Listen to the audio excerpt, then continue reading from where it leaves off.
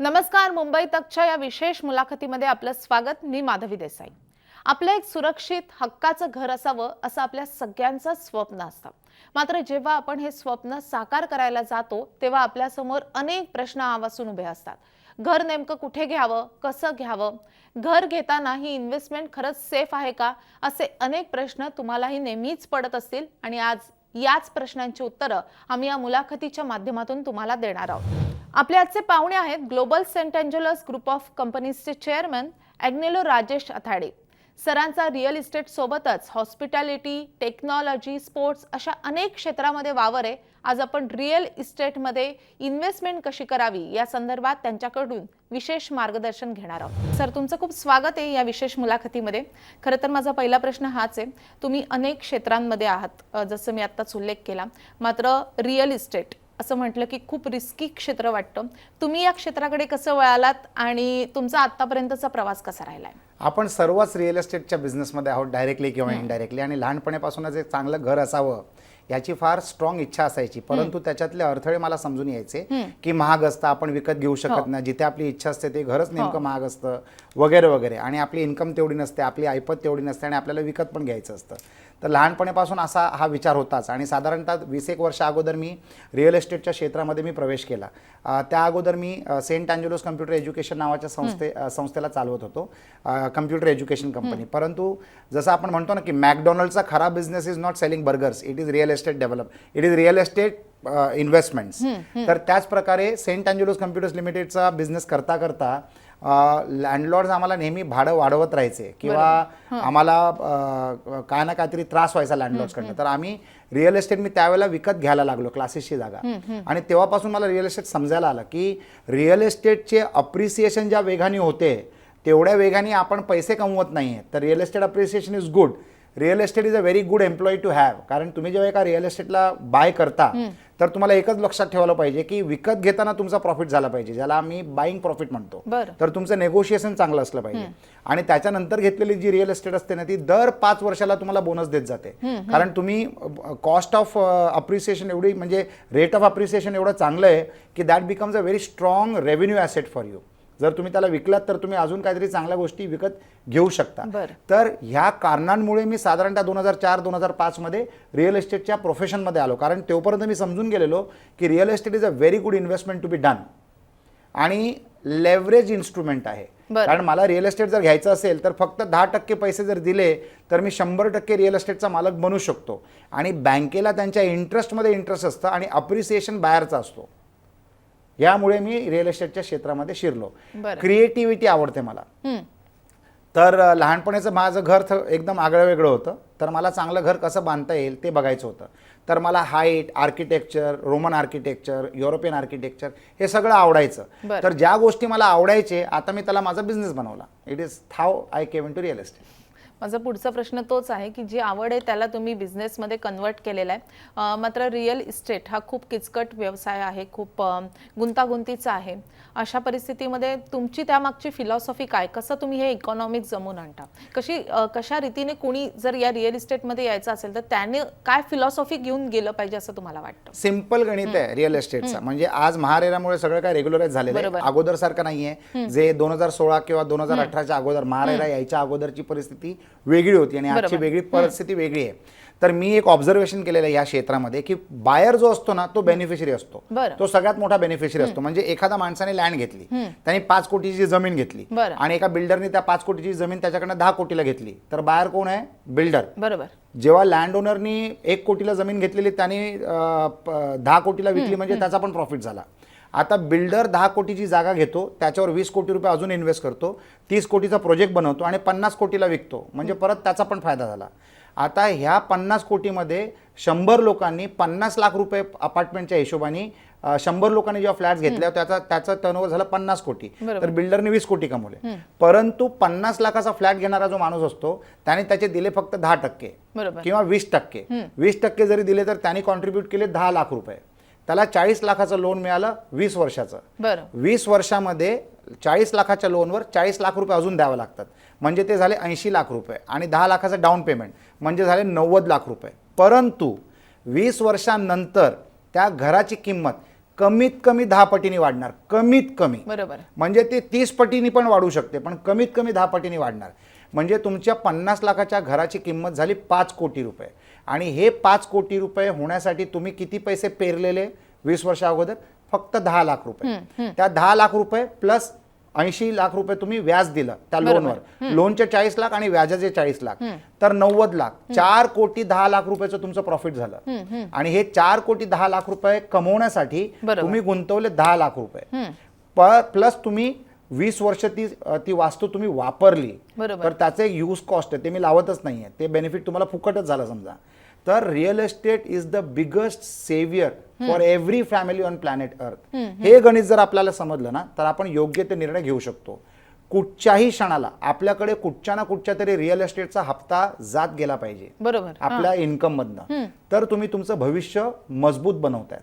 तर या विचारधारावर मी मानतो, या विचारधारेला मी मानतो रिअल एस्टेटच्या क्षेत्रामध्ये. अच्छा, मला त्याला जोडूनच असा प्रश्न आहे की अनेकांना असं वाटतं की आपण शेअर्समध्ये गुंतवणूक करावी. अनेक जण आता म्युच्युअलमध्ये गुंतवणूक करतात. अनेकांना असं वाटतं की सोनं ही खूप सेफ ऑप्शन आहे. मात्र रिअल इस्टेटमध्ये गुंतवणूक करणं हे किती गरजेचं आहे आजच्या घडीला असं तुम्हाला वाटतं? It is a fantastic question Madhavi. तुम्ही या तिन्ही गोष्टींना इंटिग्रेट करू शकता, बरोबर आहे. रिअल एस्टेट सोडून प्रत्येक गोष्टीमध्ये तुम्हाला पूर्ण पैसा लावावा लागतो, बरोबर. मला जर 1 कोटीचे शेअर्स घ्यायचे असतील तर मला 1 कोटी रुपयाची गुंतवणूक करावी लागते. मला 1 किलो सोनं घ्यायचं असेल तर मला ते 70-75 लाख रुपये एकत्र द्यावे लागतील. मला जर 1 कोटीचं घर घ्यायचं असेल तर मला फक्त 10 ते 20 लाख रुपये लावायचे, depending on my credibility. Credibility strong असली तर फक्त 10% सुद्धा तुम्हाला बँक लोन देते 20 वर्षासाठी. आणि सगळ्यात सुरेख गोष्ट अशी असते की आपल्याला अजूनही जरी 8.5-9% असलं व्याज तरी हे कमी आहे. जर तुम्हाला त्याच्या अप्रिसिएशनच्या कॅल्क्युलेशनने करायचं असेल कॅल्क्युलेशन, तर भारत देश जो आहे ना, हा डेव्हलपिंग देश आहे. डेव्हलपिंग देशमध्ये भाव नेहमी वाढतात, कमी होत नाही. डेव्हलप्ड देशांमध्ये, मिडल ईस्ट म्हणा, युरोप म्हणा, US म्हणा, तुम्ही आज $2 मिलियन घर घेतलं तर 5 वर्षानंतर ते 1.5 मिलियनला पण विकलं जातं, म्हणजे अर्धा मिलियनचं नुकसान.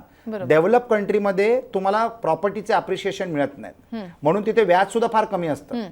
परंतु भारत देशामध्ये अप्रिसिएशन तुम्हाला तगडं मिळतं. डेव्हलपिंग कंट्री आहे, प्लस आपल्याकडे चांगल्या पद्धतीने पॉप्युलेशन आहे, बरोबर. तर मी आता असं म्हणेन लोकांना की तुम्ही 2 गोष्टींचं कॉम्बिनेशन करा. ते कॉम्बिनेशन म्हणजे कसं? रिअल एस्टेट आणि स्टॉक मार्केट यांना जर तुम्ही जोडून जर काम केलं तर तुम्ही खरोखर एक चांगलं भविष्य पाहू शकणार. फॉर एक्झाम्पल, मला समजा एखादा 1 कोटीचा मला फ्लॅट घ्यायचा असेल, तर 1 कोटीच्या फ्लॅटमध्ये मी 30%ची इन्व्हेस्टमेंट करायची. आणि त्या 30%मधनं समजा 15% बँकेने घेतली तर 15% म्हणजे 15 लाख रुपये बँकेला द्यायचे डाऊन पेमेंट, आणि 15 लाख रुपये स्टॉक मार्केटमध्ये कुठच्या तरी म्युच्युअल फंडमध्ये इन्व्हेस्ट करायचे. ज्या वेगाने भारत देशाची प्रगती होत चाललेली आहे आणि ज्या वेगाने पुढच्या 50 वर्षांमध्ये भारत देशाची प्रगती होईल, एका देशाची प्रगती त्याच्या स्टॉक मार्केटवर दिसते आणि नंतर त्या स्टॉक मार्केटमुळे रिअल एस्टेटच्या प्राइजेसवर दिसते. तर साधारणतः 5 ते 7 वर्षामध्ये तुमची ही जी प्रॉपर्टी आहे ना, ही टोटली फ्री होऊन जाईल. एवढं तुम्हाला प्रॉफिट मिळेल तुमच्या त्या 15 लाखाच्या म्युच्युअल फंडच्या इन्व्हेस्टमेंटच्या मार्फत. कारण आजच्या तारखेला साधारणतः म्युच्युअल फंड सध्या 25% पासून ते 70% पर्यंत रिटर्न्स देतात, depending on the mutual fund that you choose आणि the category that you invest in. मग त्या धाऱ्याने जर तुम्ही गणित केलं तर कंपाऊंडिंग इफेक्ट एवढा मोठा होतो की साधारणतः 5 वर्षामध्ये तुम्हाला हे 1 कोटीचं लोनच माफ होऊ शकतं. एवढी इन्कम तुम्हाला ती म्युच्युअल फंड देईल. प्लस तुमच्या घराची 10 पटीने तर वाढ होणारच आहे 20 वर्षामध्ये. आता 20 वर्षानंतर कंपाऊंडिंग, रिअल एस्टेटमध्ये सुद्धा कंपाऊंडिंग इफेक्ट असतो. 5 वर्षानंतर तुम्हाला कदाचित डबल मिळेल, डिपेंडिंग तुम्ही कुठे घेता ते. 1.5 पटीने किंवा दुप्पटीने मिळेल. 10 वर्षानंतर तुम्हाला 3 ते 5 पटीने मिळेल. आणि 20 वर्षानंतर तुम्हाला 10 पटीने किंवा 10 पटी ते 30 पटीपर्यंत तुमच्या परचेस व्हॅल्यूच्या मल्टिप्लिकेशनमध्ये तुम्हाला पैसा मिळू शकतो. प्रत्येक माणसाने हा उपभोग केलेला आहे, ज्यांनी पण प्रॉपर्टी विकली आहे. आता माझ्या आईने जी प्रॉपर्टी घेतलेली ती 180 रुपयाला म्हाडामध्ये घर घेतलेलं, 180 रुपयाला 1971 मध्ये, मालवणी, गेट नंबर 8, चाळ नंबर 75, रूम नंबर 600, 180 स्क्वेअर फीटची रूम ही माझ्या आईने विकत घेतलेली 180 रुपयाला. किती साली? 1971. ओके. म्हणजे साधारणतः 53 वर्ष अगोदर. 1 वर्ष अगोदर आम्ही ती जागा, समजा आता आजच्या तारखेला त्या जागेची किंमत 65 लाख रुपये आजच्या तारखेला, म्हणजे 180 रुपये 65 लाख झाले, तुमच्या कॅल्क्युलेटरमध्ये तुम्ही गोंधळून जाणार.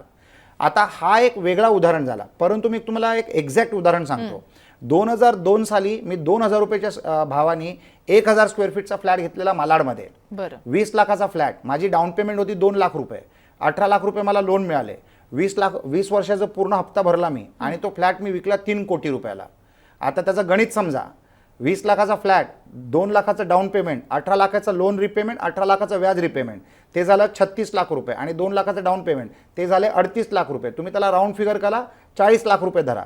3 कोटीमधनं 40 लाख रुपये मायनस करा, तर 3,60,00,000 रुपयाचं मला प्रॉफिट झालं. आणि हे 3,60,00,000 रुपये कमवण्यासाठी मी इन्व्हेस्ट केले 2 लाख रुपये आणि महिन्याचा हप्ता, तो हप्ता माझा भाडं समजा, तर ते राहणं तर झालंच, प्लस मला त्या फ्लॅटनी एवढे पैसे कमवून दिले. तर अशा पद्धतीची इन्कम तुम्हाला फक्त आणि फक्त रिअल एस्टेटच देऊ शकतं. आणि रिअल एस्टेट कसं आहे, कोण चोरू शकत नाही, कोण घेऊन पळून जाऊ शकत नाही आणि तुम्ही कधीही त्याला एनकॅश करू शकता. आता लोक म्हणतात की रिअल एस्टेटमध्ये मी एखादी प्रॉपर्टी घेतली तर मला ती विकता पण आली पाहिजे. मी असं म्हणतो की विकायची गरज काय. समजा तुम्ही एक प्रॉपर्टी घेतली, मी माझं एक ऑफिस घेतलेलं, घेताना 2004 साली ते ऑफिस मी घेतलेलं 90 लाखाला, आज त्या ऑफिसची किंमत आहे 11 कोटी रुपये. तर मला ती विकायची गरज नाहीये, मी त्याच्यावर 7-8 कोटीचं ओव्हरड्राफ्ट लोन अगेन्स्ट प्रॉपर्टी घेऊ शकतो. आता ते लोन असल्यामुळे, ते माझी इन्कम नसल्यामुळे मला त्याच्यावर टॅक्स लागणार नाही. जर मी विकलं तर मला टॅक्स लागेल, पण जर मी लोन घेतलंय तर त्याच्यावर मला टॅक्स लागणार नाही. आणि हा लोन मी माझ्या बिझनेससाठी घेतलाय, तर या लोनवर जो भरणारा व्याज असतो ते माझ्या इन्कम टॅक्स अकाउंटमध्ये ऍडजस्ट होऊन जातो. तर मला व्याज पण एका हिशोबाने लागलं नाही, because it is getting adjusted against my profits. तर अशा पद्धतीने जर तुम्ही स्मार्ट प्लॅनिंग केलं तर real estate can become a very integral part of your life. आणि हे विचारधारा आहे, म्हणजे तुम्हाला हे गणित बसवता आलं पाहिजे. Then real estate is a fantastic business model. तुम्ही स्मार्ट प्लॅनिंग विषयी आता बोललात, मात्र प्रत्येकाला असं असतं की आता मला घर घ्यायचं आहे, तर त्यानं सुरुवात कुठून करावी, कसं कुठे घर घ्यावं, कशी गुंतवणूक करावी, पैसा कसा उभा करायचा, या सगळ्या प्रश्नांची उत्तरं खरं तर तुमच्याकडनं आम्हाला जाणून घ्यायची. सिंपल गणित आहे, तुम्ही घर कुठे घ्यावं यापेक्षा तुमची इन्कम किती आहे. समजा माझी इन्कम लाख रुपये महिना आहे, तर तुमच्या इन्कमला तुम्ही 3 तुकड्यामध्ये डिवाइड करा. एक तुकडा तुमचा असा असला पाहिजे की कंपल्सरी त्याच्यामध्ये रिअल एस्टेटचंच इन्स्टॉलमेंट गेलं पाहिजे, म्हणजे 33,000 रुपयाचं तुम्हाला इन्स्टॉलमेंटच लागलं पाहिजे. आता 33,000 रुपयाच्या इन्स्टॉलमेंटच्या पॅरलमध्ये तुम्ही काय प्रॉपर्टी घेऊ शकता, तर कदाचित तुम्ही अंधेरीमध्ये नाही घेऊ शकणार, परंतु तुम्हाला मीरा रोडमध्ये मिळेल किंवा एखाद्या वेळेला विरारला मिळेल, तर तुम्ही ते घर घ्या आणि 33% तुमच्या इन्कमची तुम्ही इन्स्टॉलमेंटमध्ये टाका. 33% शुड बी युअर लाईफस्टाईल, म्हणजे तुमचं खाणं पिणं जगणं फिरणं मुलांचं शिक्षण हे 33% सेट झालं पाहिजे. आणि उरलेल्या 33% तुम्ही इन्शुरन्स घेतला पाहिजे आणि म्युच्युअल फंडमध्ये पैसे लावले पाहिजे. हे कंपल्सरीली तुम्ही करा. ह्या 33%च्या इन्व्हेस्टमेंटमध्ये 25% पैसे म्हणजे 33,000चे 25% तुम्ही इन्शुरन्स प्रीमियम काढा, इन्शुरन्सचा प्रीमियम भरा आणि 75% तुम्ही म्युच्युअल फंडमध्ये गुंतवा. हे 25%चं इन्शुरन्स यासाठी केलं पाहिजे कारण जर समजा जो मेन अर्निंग मेंबर असतो त्याला जर का धक्का लागला तर परिवाराला त्यांच्या लाईफस्टाईलमध्ये कॉम्प्रोमाइज करायची गरज लागणार नाही. आणि म्युच्युअल फंडमध्ये जे तुम्ही त्या 33,000चे 75% टाकतायत ते एवढं वाढत जाणार की एका बाजूने तुम्हाला प्रॉपर्टी कमवून देणार आणि दुसऱ्या बाजूला तुम्हाला म्युच्युअल फंड कमवून देणार. तर you are going to start getting 2 incomes. आता प्रश्न राहिला की मी काम करतोय अंधेरीमध्ये आणि मी राहतोय अंधेरीमध्ये, पण अंधेरीच्या घराचं इन्स्टॉलमेंट मिनिमम 2 लाख रुपये येणार आहे, तर मी 33,000 रुपयाचं तर मी भरू शकणार. 33,000 रुपयामध्ये मला तिथे काय मिळणार नाही. आणि कंपनी मला जर घर देते, किंवा आपण असंही करू शकतो की माझी जी ऐपत असेल त्या ऐपतीचं घर जिथे मिळतं तिथे मी घेणार. मी विरारला घेणार किंवा पालघरला घेणार आणि ते घर मी भाड्यावर देणार. आता त्या घराचं समजा मला भाडं मिळालं 15,000 रुपये आणि मुंबईला मी राहतोय भाड्यावर आणि माझ्या मुंबईच्या घराचं भाडं असेल समजा 45,000 रुपये, तर त्या 45,000 मधनं तुम्ही ते 15,000 रुपये जरी वजा केले तर तुम्हाला हे घर पडलं, भाड्याचं घर पडलं 30,000ला. परंतु तुम्ही ते घर जे पालघरला घेतलंय किंवा विरारला घेतलंय त्या घराचं जे अप्रिसिएशन होत राहतंय that is your side by income in by default, आणि ते तुमच्यासाठी वाढतच चाललेलं आहे. बरोबर. प्लस तुम्ही त्या लोनवर जे इंटरेस्ट पे करताय त्याचं तुम्हाला टॅक्स डिडक्शन मिळतं तुमच्या रिटर्न्समध्ये, इन्कम टॅक्स रिटर्न्समध्ये. तर you benefit from all sides. मी प्रत्येक नागरिकाला एकच सांगेन की तुमच्या प्रत्येक म्हणजे तुमच्या घरामध्ये 5 लोक जर राहत असतील आणि 5 लोक जर काम करत असतील तर 5 लोकांच्या 33% कुठच्या ना कुठच्या तरी रिअल एस्टेटच्या इन्स्टॉलमध्येच खपले पाहिजेत, इन्स्टॉलमेंटमध्येच खपले पाहिजेत. तर real estate becomes a very strong part of your wealth. Real estate म्हणजे वेल्थ बिल्डिंग आहे आणि हे तुम्ही कायमस्वरूपी करतच गेलं पाहिजे, त्याच्यामध्ये देर इज नो कन्सेशन. सध्या एक टर्म फार चर्चेत आहे, अफोर्डेबल हाऊसिंग. आपण म्हणतो की खूप परवडणारी घरं आम्ही बांधतो असं सरकारकडनं वारंवार सांगितलं जातं. मात्र आता म्हाडाच्या घरांच्या किमती अगदी करोडोच्या घरात गेल्यात. अगदी म्हणजे प्रायव्हेट बिल्डर्सची घरं आणि म्हाडाची घरं याच्या किमती अगदी जवळपास आल्यात. अशा सगळ्या स्थितीमध्ये अफोर्डेबल हाऊसिंग याची तुमची टर्म नेमकी कशी आहे? अफोर्डेबल हाऊसिंग हा फार मिसअंडरस्टूड कॉन्सेप्ट आहे लोकांसाठी. लोकांना काय वाटतं की मी दहिसरला, मीरा रोडला, विरारला, पालघरला किंवा त्या बाजूला कसाऱ्याला किंवा कर्जतला जर घर घेतलं म्हणजे ते अफोर्डेबल असतं. तसं नाहीये. अफोर्डेबलची कॉन्सेप्ट अशी आहे की बांद्रा वेस्ट जर तुम्ही धरलात तर बांद्रा वेस्ट मध्ये तुम्हाला 45,000 पासून ते 2.25 लाख रुपये पर स्क्वेअर फीटची घरं अवेलेबल आहेत. म्हणजे तुम्ही जर ऍव्हरेज जरी तुम्ही धरलात तर समजा तुम्ही 55,000 रुपयाचं ऍव्हरेज आहे, तर त्या 55,000च्या ऍव्हरेजला 30% जर तुम्ही डिस्काउंट केलं आणि जर त्या 30% डिस्काउंट नंतर जर तिकडे काय घर मिळत असलं तर it is considered as an affordable house. For example समजा 50,000 रुपयाचा रेट आहे तर त्याला 30% ऍव्हरेज रेट 50,000 रुपये धरा आणि जर 30% त्याला तुम्ही डिस्काउंट केलं आणि 35,000 जर तुम्हाला कोणते ते घर देत असेल तर it is very good. Point number 1. Point number 2, affordability depends on 2 parameters. एक पॅरामीटर आहे कॉस्ट पर स्क्वेअर फीट आणि दुसरा पॅरामीटर आहे साईज ऑफ द अपार्टमेंट. बरोबर आहे ना. आता तुम्ही 2 बेडरूम हॉल किचन तुम्ही किती स्क्वेअर फीट मध्ये बसवता ते पण महत्वाचं आहे. 950 स्क्वेअर फीट मध्ये जर बसवलं तर that is considered as a luxury 2 BHK आणि तोच 2 BHK तुम्ही 450 500 स्क्वेअर फीट मध्ये पण बसवू शकता. तर that becomes affordable. One is the size of the apartment, one is the price of the square feet. या दोन्हीनं तुम्ही कॉम्बिनेशन करू शकता किंवा एखादा कॉम्बिनेशन तुम्ही घेऊ शकता. फॉर एक्झाम्पल ज्याला बांद्रात राहायचंय किंवा ज्याला खारमध्ये राहायचंय आणि खारमधनं चेंज नाही करायचंय तर तो कॉम्पॅक्ट 1 BHK किंवा कॉम्पॅक्ट 2 BHK घेऊन ज्या बजेटमध्ये त्याला 25% मोठी एरिया मिळेल अंधेरीला ते न घेता तो खारमध्येच राहू शकतो with taking a compact 2 BHK apartment which can be 550 square feet आणि तो त्या एरियामध्येच राहू शकतो. तर त्याच्यासाठी ते अफोर्डेबल झालं. Affordable housing is available in every pincode of Mumbai, Maharashtra आणि इंडिया. आपल्याला शोधता आलं पाहिजे आणि आपल्याला फाईन ट्यून करता आलं पाहिजे, पहिली गोष्ट. दुसरी गोष्ट, प्रत्येक माणसाला असं वाटतं की मी ते नवीन घर घेऊच शकत नाही. बरोबर. परंतु अनेक लोक असे असतात जे आपलं स्वतःचं एक्झिस्टिंग घर विकतात आणि नवीन घर घेतात. तर त्यांना जी प्रगती जी असते ना, समजा एखाद्या जोडपं आहे आणि त्या जोडप्याला सध्या एकही मूल नाही आहे तर ते 1 BHKचं घर घेतात. New earning couple. त्याच्यानंतर त्यांना एक मूल झाल्यानंतर ते 1 बेडरूमला 2 बेडरूम करतात. त्यांना 2 मुलं झाली की त्यांना 3 बेडरूम लागतं. तर त्या एका बेडरूमच्या कसोटीमध्ये तुमची पूर्ण लाईफस्पॅन त्या घराच्या इन्स्टॉलमेंट भरण्यामध्ये निघून जाते. बरोबर. परंतु तुम्ही दरवेळेला जेव्हा घर घेता तेव्हा तुम्ही 1 बेडरूम विकता आणि 2 बेडरूम घेतात, 2 बेडरूम विकता आणि 3rd बेडरूम घेतात. तर always your incremental load is of 1 bedroom. तर द प्राइस डझन इफेक्ट. किती पण भाव जरी वाढला असेल तर त्याच भावाने तुमचं एक्झिस्टिंग प्रॉपर्टी पण जाणारच आहे ना. You get me. समजा जर तिकडचा रेट तुम्ही घेताना तुम्ही 10 वर्ष अगोदर घेतला तेव्हा तिकडे रेट होता 15,000 रुपये. आता 10 वर्षानंतर तिकडे रेट झाला 32,000 रुपये. तर तुम्ही तुमचं एक्झिस्टिंग घर 32,000ने विकणार आणि 3 BHK परत 32,000नेच घेणार तर तुम्हाला त्या 200 स्क्वेअर फीटचीच कॉस्ट डोक्यावर आली 64 लाख रुपये. You get me. आणि तेवढी तुमची इन्कम पण वाढलेली असते तर यू कॅन सफाईस. तर if you plan your real estate purchase it is not a problem at all, it is not a pain at all. जशी तुमची जागेची गरज वाढते त्याच प्रपोर्शन मध्ये तुमची इन्कमची तर वेग वाढतच चाललेली आहे. Everybody is earning more so they have to invest more. तुम्ही आता सांगितलं की इन्व्हेस्टमेंट रिअल इस्टेटमधली सगळ्यात बेस्ट आहे. मात्र आता किमती कधी आवाक्या बाहेरच असतात. आपण कधी घर घ्यायला गेलं तर ते आपल्याला परवडणारं नसतं. जेव्हा आपल्या आई वडिलांनी घर घेतलं असेल तेव्हा ते त्यांच्या आवाक्या बाहेरचं असेल.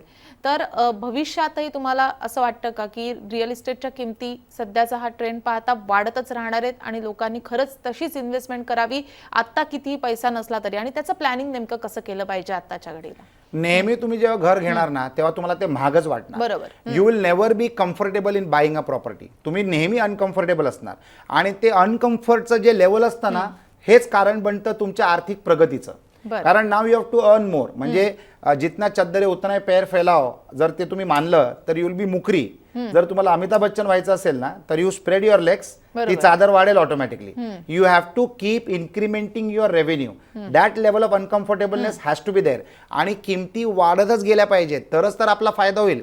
जेवढ्या किमती वाढत जातील तेवढीच किंमत आपल्या एक्झिस्टिंग प्रॉपर्टीजची पण वाढतच जाणार आहे. आणि नवीन प्रॉपर्टी जेव्हा आपण घेतोय तेव्हा आपली इन्कम सोर्स पण वाढतच चालली आहे. माझी 40 वर्ष अगोदरची इन्कम आणि आजची इन्कम इज डिफरंट. माझी आजची इन्कम आणि 10 वर्षानंतरची इन्कम विल बी ड्रॅमॅटिकली डिफरंट. आणि एका पर्टिक्युलर वयानंतर जेव्हा तुम्ही इन्कम करता तेव्हा एका पर्टिक्युलर वयानंतर तुमची इन्कम आहे ना क्वांटम लीप घेते. म्हणजे साधारणतः एक व्यक्ती जो 30 वर्षाच्या वयामध्ये समजा तर तो 1.5 लाख रुपये कमवत असेल तर 40 वर्षाच्या वयामध्ये he must be earning 20 lakhs also. काही सांगता येत नाही. आपला देश प्रगतीच्या मार्गावर चाललेला आहे. Everybody is becoming more productive आणि जी प्रोडक्टिव्ह लोक असतात त्यांच्या इन्कममध्ये क्वांटम ग्रोथ होत चाललेली आहे. तर the whole scenario is changing आणि त्या पद्धतीने आपण पुढे चाललेलो आहे.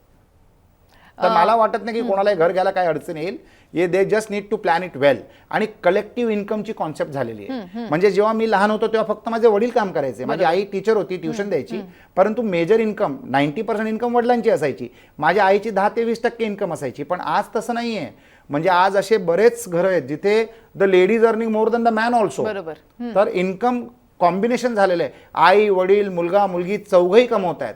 तर कलेक्टिव्ह इन्कमची ताकद झाल्यामुळे लोक they are creating wealth through real estate. मात्र प्रश्न हाही असतो की कुठल्या वयामध्ये घर घ्यावं. म्हणजे असं म्हणतात की जेवढ्या लवकर तुम्ही इन्व्हेस्टमेंट कराल तेवढे तुम्हाला रिटर्न मिळतील जास्त, किंवा अगदी लोनवरही त्याचा परिणाम होत असतो. तर तुमच्या मते बेस्ट वय काय, बेस्ट एज काय घर घेण्यासाठी, एखाद्या रिअल इस्टेटमध्ये इन्व्हेस्टमेंट करण्यासाठी? जन्माला आल्याबरोबर घर घेतलं पाहिजे. म्हणजे त्यावेळेला कदाचित तुम्ही तुमच्या पैशाने नाही घेणार पण आई वडिलांनी तुमच्या नावाने घर घेतलं पाहिजे. मी गुजराती आणि मारवाडी लोकांमध्ये वावरलेलो आहे. म्हणजे माझं शाळा आणि कॉलेजमध्ये माझे सगळे मित्रमंडळी गुजराती मारवाडी असायचे. तर यू विल नॉट बिलीव्ह दिस की एका गुजराती किंवा मारवाडी घरामध्ये मूल जेव्हा जन्माला येतं तेव्हा त्याची इन्कम टॅक्सची फाईल बनते त्या वयामध्ये विदाऊट इन्कम. तर त्यांना गिफ्ट जे येतात त्याचे ते लोक टॅक्स भरतात आणि त्यांची फाईल क्रिएट केली जाते. म्हणजे ते एवढे विजनरी असतात. तर घर कमीत कमी वयामध्ये माणसाने घेतलं पाहिजे. आणि साधारणतः मी असं गृहीत धरतो की earning age is 18 years and above. की you cannot do a job below 18 years of age. It is illegal unless तुम्ही स्वतःच्या बिझनेसमध्ये काम करताय, you are not an employee, तर ते चालतं. परंतु कमीत कमी वयामध्ये जर तुम्ही घर घ्यायला सुरू केलं ना तर तुम्हाला त्याचा लाभ तुमच्या या जीवनामध्ये मिळेल. जर तुम्ही जेवढं लेट करणार त्याचा लाभ तुमच्या मुलांना मिळणार. तर you should start buying a house at the earliest. म्हणजे 18 वर्षाचं वय झालं, तुम्ही लिगली जर तुम्ही पैसे कमवायला लागले तर त्या वयामध्ये तुमच्यावर लाईफस्टाईलची खर्च तुमच्यावर अवलंबून असतो ना. तुमचं घर बघतंय, कारण ज्या घरात तुम्ही राहता त्या आई वडिलांचं असतं अनेक वेळेला, बहुतेक वेळेला. तर ते घराची टेन्शन नाही आहे, लाईट बिलचं टेन्शन नाही, तुमची इन्कम नेट इन्कम आहे. तर तुम्ही पूर्णचा पूर्ण पैसा डिप्लॉय करू शकता घर घेण्यासाठी, किंवा 75% पैसा तुम्ही डिप्लॉय करू शकता घर घेण्यासाठी. तर घर तुम्ही त्या बजेटमध्ये जिथे घेऊ शकता तिथे घ्या. आणि त्याच्यामध्ये माझं एक मार्गदर्शन आहे की मुंबई शहरापासून जेवढं लांब असेल तेवढं लांब तुम्ही घर घ्या. जिथे इन्फ्रास्ट्रक्चर नसणार, जिथे विजेचा प्रॉब्लेम असेल, जिथे पाण्याचा प्रॉब्लेम असेल, जिथे रस्त्यांचा प्रॉब्लेम असेल, तर अशा लोकेशनवर जर तुम्ही घर घेतलं ना किंवा एक वास्तू घेतली ना तर ती तुम्हाला एकदम स्वस्त मिळेल. आणि जेव्हा वेळेच्या वेगाने जशी प्रगती इन्फ्रास्ट्रक्चरची होत जाईल, जेव्हा तिकडे रस्ते बनतील, पाणीचा प्रॉब्लेम सॉल्व्ह होईल, विजेचा प्रॉब्लेम सॉल्व्ह होईल, तर तुम्हाला 10 पटीने नाही 30 पटीने रिटर्न्स मिळतील. आता अलिबागला ज्या लोकांनी 1000 रुपये स्क्वेअर फीटनी घरं घेतलेली त्याची किंमत आज म्हणजे जमिनीसकट जर मोजलं आणि डिवाइड केलं तर 40-40, 50-50 हजार रुपये स्क्वेअर फीटनी त्यांना कन्स्ट्रक्टेड घराची किंमत मिळते with the land around it. आता एवढे पैसे आपण किती काम करून कमवले असते, हे पैसे तुम्हाला त्या प्रॉपर्टीने कमवून दिले. तुम्ही जसं म्हणताय की आता तुम्ही जितके लांब घेऊ शकता तितकं घर घ्या अगदी अर्लियर स्टेजमध्ये. मात्र लोकेशन कसं निवडायचं हाही एक कळीचा मुद्दा असतो की आपण कसं हे लोकेशन निवडायचं की आता मी कुठे घर घेऊ शकतो. खास करून आपण मुंबईचा जेव्हा विचार करतो, आपण मुंबईमध्ये आहोत आता म्हणून आपण मुंबईचं एक उदाहरण देऊयात की मी कुठल्या लाईनवर घर घ्यायचं, किंवा मी कुठे मुंबई माझा जॉब आहे अंधेरीला तर मी कुठे घर घेतलं पाहिजे आणि त्याचा कधी फायदा होऊ शकतो. म्हणजे लोकेशन कसं निवडायचं हा की फॅक्टर असतो. तर तो प्रश्न तुम्ही कसा सोडवाल? मी मुंबई नाशिक हायवेवर विल्लाज बनवले आणि विकले. बरोबर आहे. आता मुंबई पासून एक्झिट पॉइंट्स 4 आहेत. एक आहे तुमचा मुंबई गुजरात हायवे, दुसरा आहे तुमचा मुंबई नाशिक, तिसरा आहे तुमचा मुंबई पुणे, चौथा आहे तुमचा मुंबई अलिबाग आणि 5वा आहे तुमचा बोटीने अलिबाग. असे 5 एक्झिट पॉइंट आहेत. तर ज्या रस्त्यावर तुम्हाला कमीत कमी दरामध्ये जर घर मिळत असेल तिथे तुम्ही घ्यावं.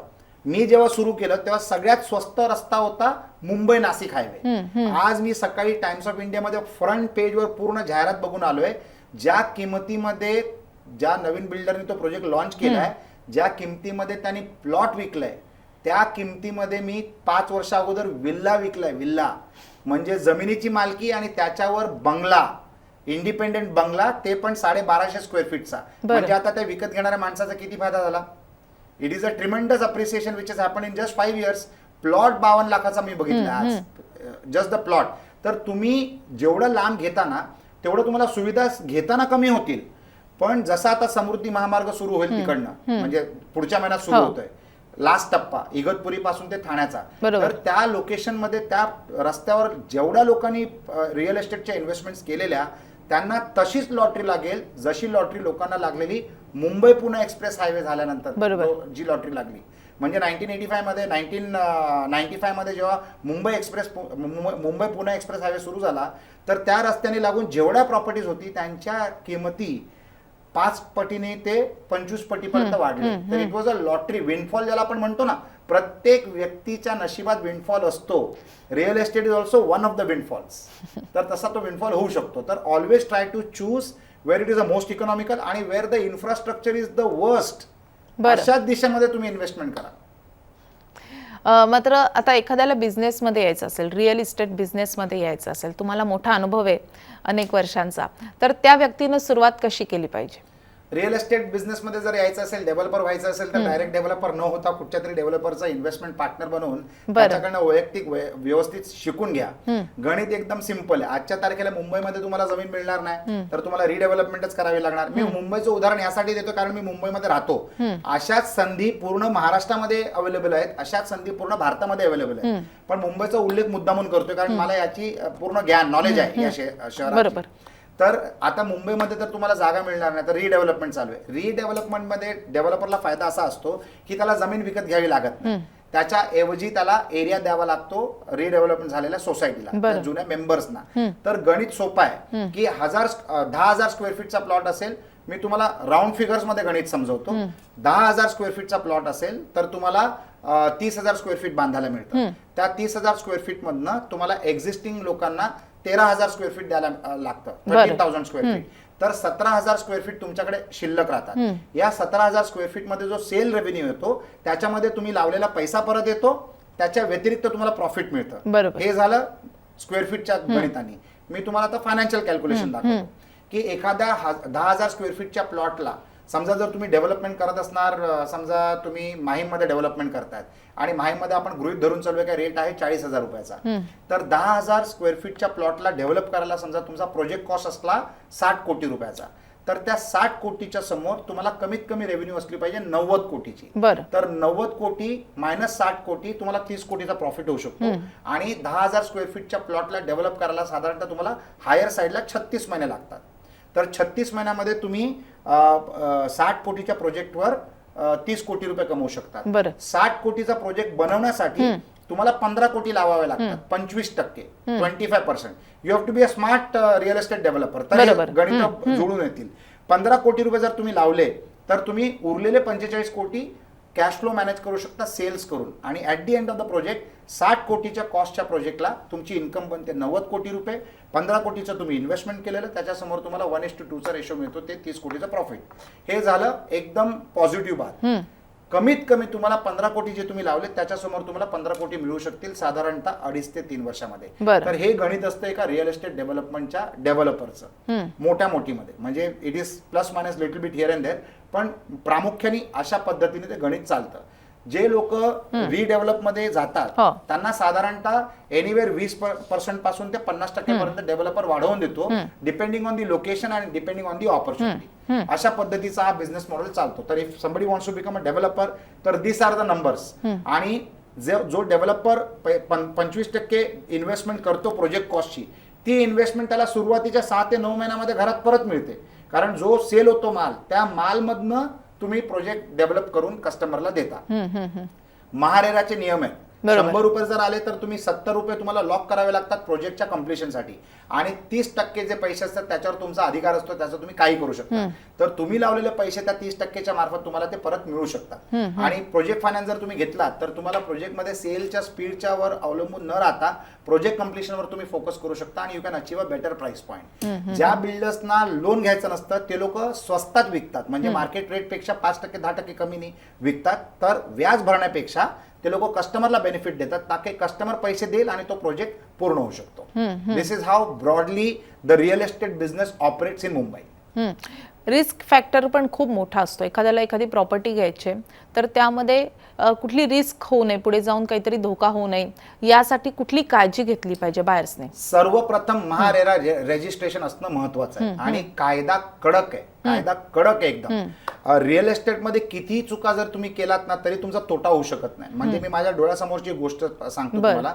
एका बिल्डरनी एक बिल्डिंग 4 वेळा विकली 25 वर्षामध्ये आणि त्या काळामध्ये it was considered as a civil crime. तर बिल्डर जेलमध्ये नाही जायचा. आजच्या तारखेमध्ये जर तुम्ही बिल्डर कस्टमरकडनं पैसे घेतले आणि जर तुम्ही प्रोडक्ट डिलिव्हर नाही केली तर तुम्ही ताबडतोब आर्थर रोडला ट्रान्सफर होऊन जातात. पोलीस तुम्हाला ताबडतोब अरेस्ट करून टाकते. द कायदा इज व्हेरी व्हेरी स्ट्रॉंग. कोण कोणाचे पैसे लुबाडू शकत नाही.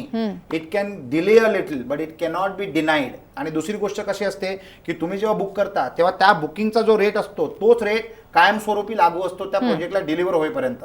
तर the buyer will never suffer. हल्ली महारेरा इज सुपर स्ट्रिक्ट आणि फास्ट निर्णय मिळतोय. There are more developers in Arthur Road jail than gangsters. आणि त्याच्यामुळे पूर्ण इंडस्ट्री घाबरलेली आहे. तर nobody can fool around with people's money. Those days are gone. म्हणजे तुम्ही बेधडक रिअल एस्टेटमध्ये इन्व्हेस्टमेंट करू शकता. फक्त महारेरा रजिस्टर्ड प्रोजेक्टमध्येच इन्व्हेस्ट करा.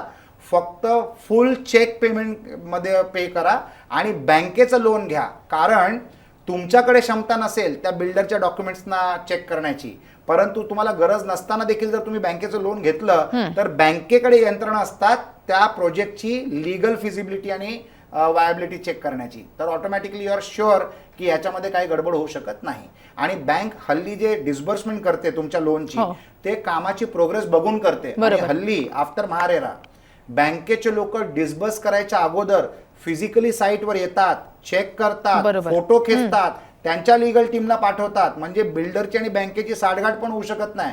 तर this is the safest era to invest in real estate in a growing city like Mumbai, growing state like Maharashtra and wonderfully growing country like India. त्यामुळे महारेराची नोंद असणं हे सगळ्यात महत्त्वाचं आहे. ती जर असेल तर तुम्ही सेफ इन्व्हेस्टमेंट करताय असं आपले प्रेक्षक समजू शकतात. त्यामुळे मला असं वाटतं की या मुलाखतीतून अनेक महत्त्वाच्या प्रश्नांची उत्तरं आपल्या प्रेक्षकांना मिळाली असतील. सर, खूप खूप धन्यवाद या सगळ्या सविस्तर माहितीसाठी, सगळ्या उत्तरांसाठी आणि या मुलाखतीसाठी सुद्धा. Thank you so much. तर मुंबई तकच्या या विशेष मुलाखतीमध्ये आपण इथेच थांबतोय. अशाच ताज्या घडामोडींसाठी पाहत राहा मुंबई तक. धन्यवाद.